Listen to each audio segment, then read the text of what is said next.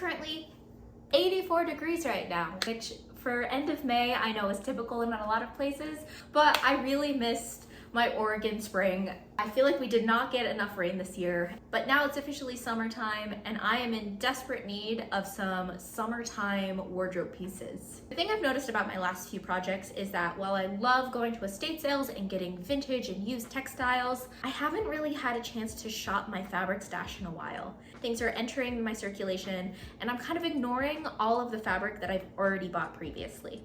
And I have quite the fabric stash. I have bins of fabric that are already pre-washed, I have works in progress, and I have an entire bookshelf dedicated to fabric that is just living in my closet right now.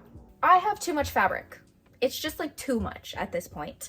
And I participate in fabric swaps and I give fabric to my friends all the time, but when I find a really good deal on fabric at an estate sale, someone who really loved and collected fabric and now an estate sale company or a family is trying to liquidate all of the assets they have, I'm gonna buy fabric. I personally find that older 90s, 80s vintagey fabric is usually much higher quality than fabric that you can find in like a big box store today. Rip Joann's. Whenever I go to an estate sale and I find a really good deal on fabric, I just tend to add more and more to my stockpile. I do know that I really need to start actually utilizing what's in my fabric stash. Otherwise, it's just here to look pretty.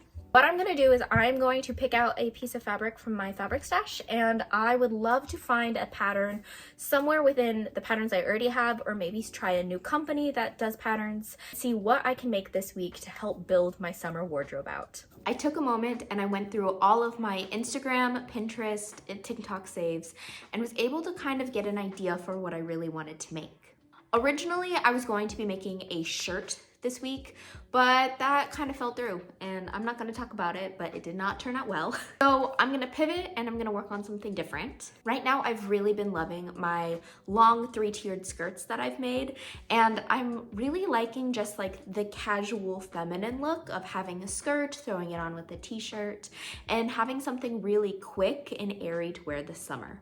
So with that in mind, when I was going through all of my saved inspiration, I decided that I was looking for more of a dress or skirt to wear. And that's when I remembered that I saved this post by Francesca, and she makes really amazing garments and posts them over on Instagram. And she had taken a hack of the Friday Pattern Company Donny shirt and had made it into a dress. I liked that so much that I've actually decided that I'm going to do something very similar, if not the same. Friday Pattern Company has a variety of tutorials on their YouTube and different ways for you to hack their patterns. And I watched the tutorial already and I watched the dress hack video. Those videos were super helpful with me figuring out what I liked and what I didn't like. So I already went ahead, printed out, and bought the Donny shirt pattern. Always looking for a good top to throw on for work or like in a casual event, and I feel like the Donny shirt is really nice for that. So hopefully I'll get a lot of use out of this pattern. I have a few ideas for the fabric that I'm gonna end up using, but I really think that I'm going to end up with like a quilting cotton or just like a lightweight blended cotton, because I really want it to be breathable and I don't want it to be too heavy.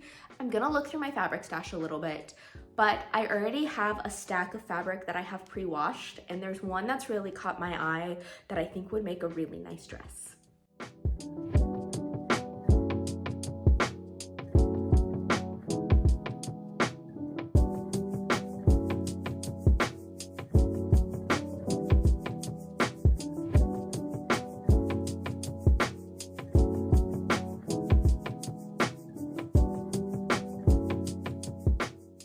I went through my bin of pre-washed fabric and I actually found this, which I think is perfect. On camera, it just kind of looks yellow with all of these bright florals on it. But if you look really closely, it actually has a bit of a yellow stripe in there, which I think is really adorable. I already went through and I cut out the pattern. Based on my measurements, it recommended that I cut out a size large, but when I looked at the final measurements, it's about a 6 to 8 inch difference for the final shirt than my measurements. So I'm wondering with a dress like this, if 6 inches is too much ease that I'm adding into this. I might size down and see if I would be more happy with the medium. I don't think that the medium and the large in the long run are really gonna make that big of a difference in terms of a fit.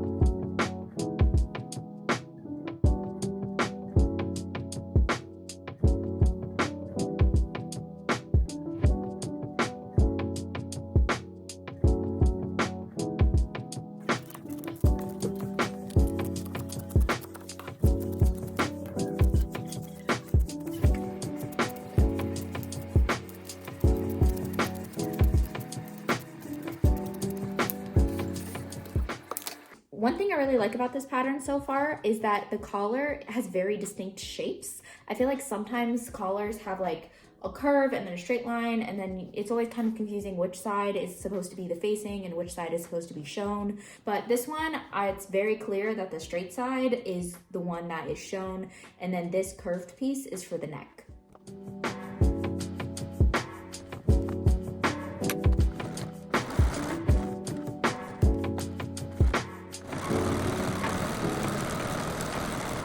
One thing I remembered right before I was going to start sewing, which I'm glad I remembered and caught it, is that this pattern uses 3/8 of a seam allowance, which traditional like big box store like McCall's Simplicity patterns use 5/8. And then when I quilt, I always use 1/4 inch seam allowance. So to me, 3/8 is just like so new, and I really just was automatically gonna go to the 5/8 for this. And I'm really glad I remembered, because otherwise I'd have to unpick this, and unpicking on the first seam you make is the absolute worst. It's not how I want to start a project. So luckily I remembered, and I went ahead and used 3/8 of a seam allowance while sewing.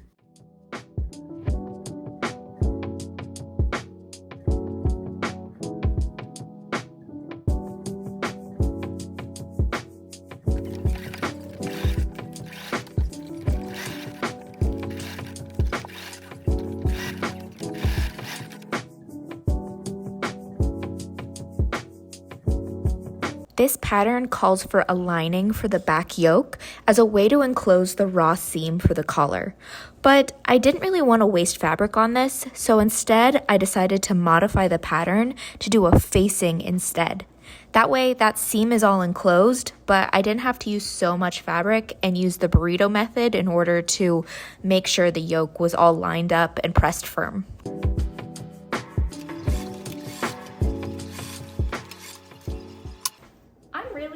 This so far. I think it looks really cute.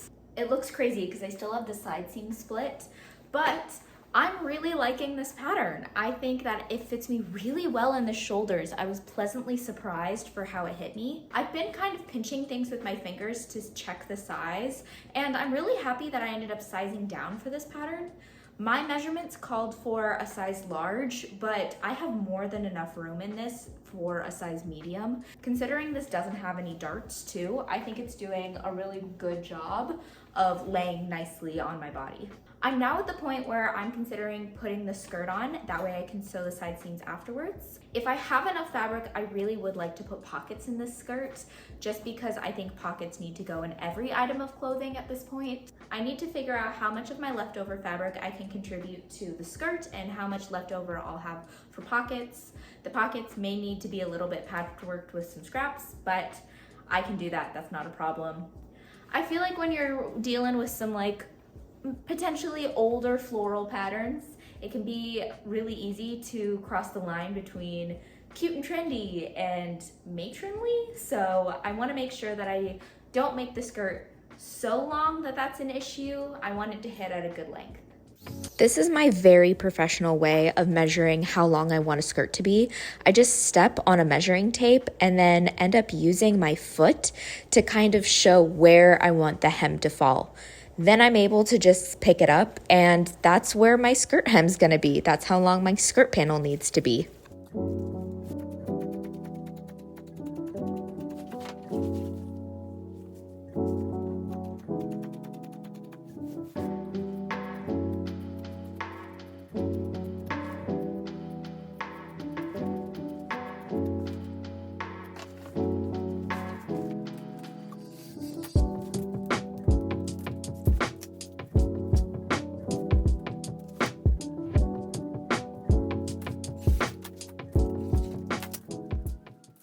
I was able to go through and do the ties and the skirt out of the fabric that I had left.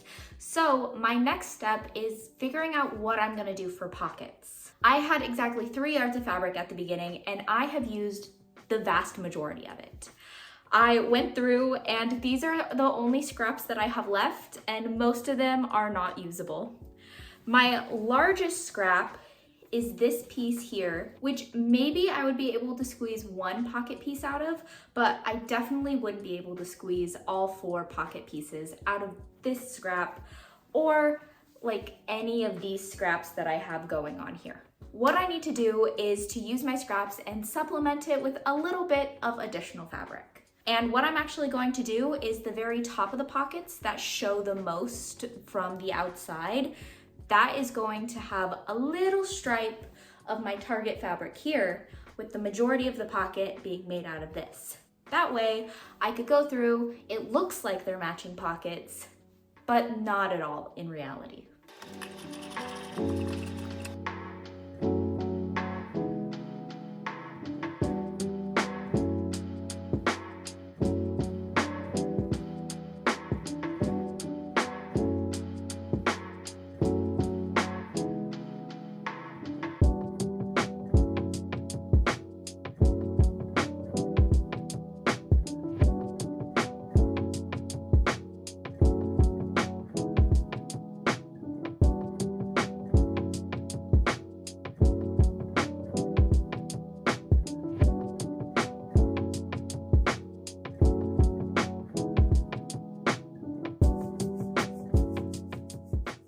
So I just went through and I finished up my pockets.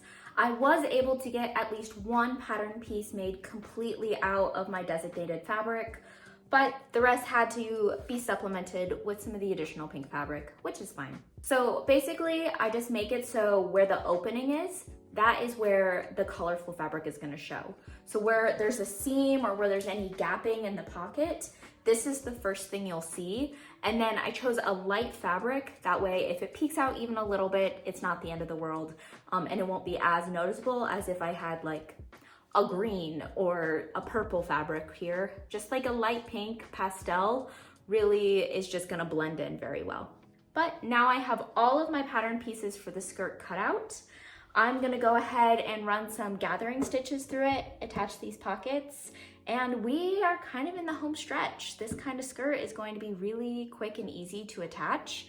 It's not gonna take a long time. I'm just gonna attach it to the hem of the shirt. It may take a little bit of finagling in order to figure out where exactly my waistline is with this pattern. So I may have to put the skirt on, unpick it, and adjust it as I need to. But for now, I'm just gonna go ahead and get started and start by zigzagging the edges of these pockets so they don't fray.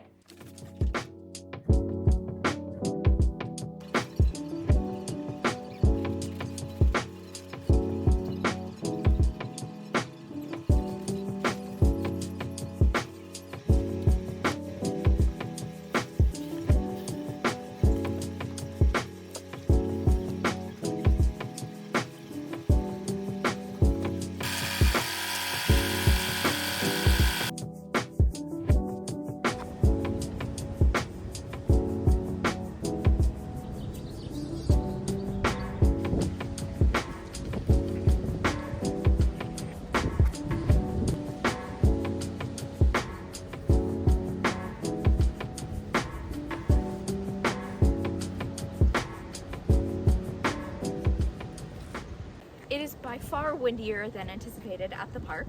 I do wish that the yellow stripes showed up a little bit better on camera, but overall, I really, really love this dress. I can see myself wearing it the entire summer. It was a little bit of a risk coming in with this fabric in exactly 3 yards in a pattern that I've never used before. It turned out really, really cute. I think it fits me really well, and I love that it's kind of size adjustable with the tie in the back, so it cinches down to my size. So as my weight fluctuates, I don't have to worry about this dress being too big or too small ever.